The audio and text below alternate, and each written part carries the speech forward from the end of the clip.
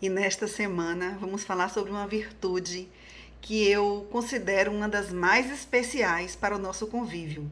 Lembrando que estamos abordando as virtudes seguindo um cronograma aqui deste livro, As Pequenas Virtudes do Lar. São virtudes que foram destacadas pelo autor como virtudes muito importantes para serem vivenciadas primeiramente a partir dos nossos lares. É claro que ele traz uma perspectiva de lar cristão, é esse tipo de configuração de lar que eu acredito, e por isso eu resolvi compartilhar com vocês aqui essa minha leitura desse livro. E hoje a gente vai trabalhar a virtude da sinceridade. Que virtude tão especial e às vezes tão difícil, né, de encontrarmos em nossas relações, seja em nossa relação mais próxima, familiar, ou seja nas relações de amizades, né?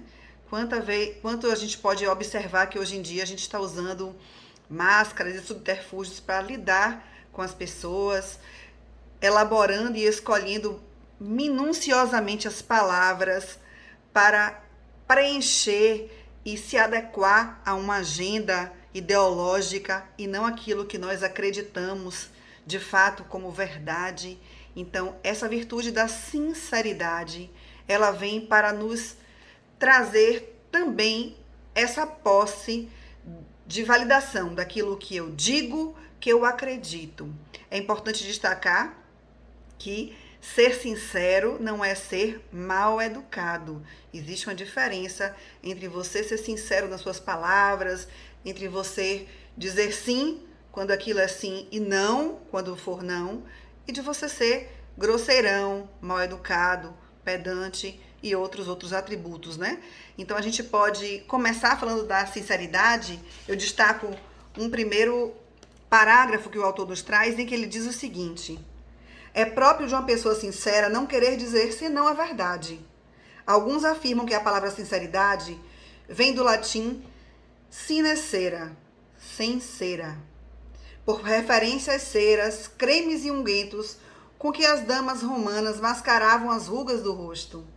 Hoje, as senhoras também conhecem esses segredos de beleza, e penso que seria excessiva severidade condená-las por isso, já que os empregam, ao que me parece, com o desejo de mostrarem mais atraentes aos que a cercam, embora nenhuma pintura substitua o frescor natural da juventude. O que não podemos desculpar é o recurso a quaisquer artifícios similares para embelezar, colorir ou disfarçar a verdade. A sinceridade aplica-se ao que pensamos e ao que fazemos. É aquela história que eu já falei aqui anteriormente, né? Quando o seu sim for um sim, que seja sim no seu fazer também, e não um sim que vale só para o outro, mas que na sua prática de vida você conduz de forma diferente.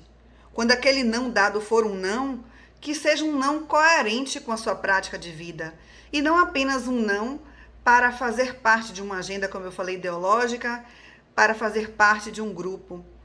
Então, essa sinceridade, essa forma como nós colocamos o nosso modo de viver, de pensar, tudo aquilo que acreditamos, vai constituindo, nos pequenos detalhes, as ações dos nossos filhos, daqueles que convivem conosco, porque vocês vejam que dificuldade deve ser para uma criança compreender palavras que apontam para uma direção e ações que apontam para outra.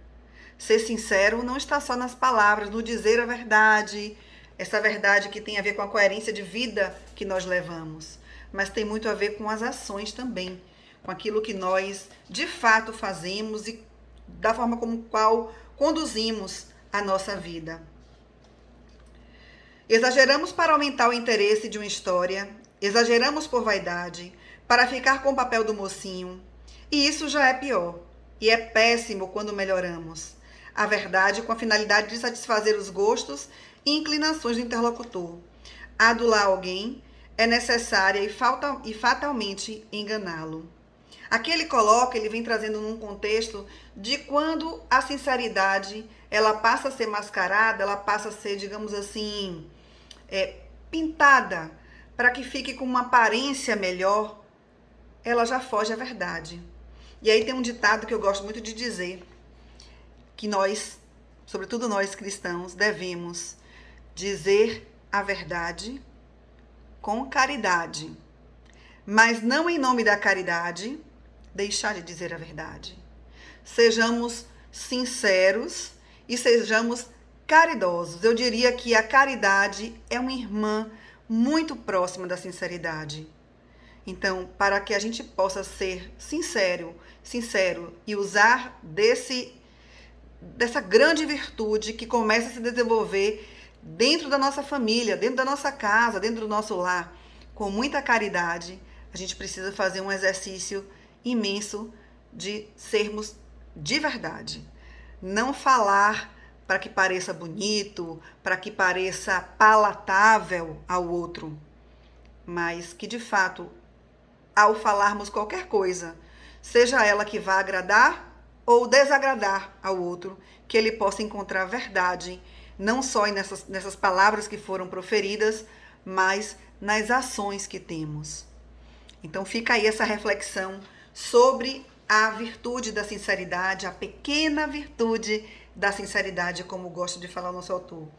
E ele fala que no próximo capítulo, nas próximas virtudes, nós vamos ver como a caridade impõe limites à sinceridade.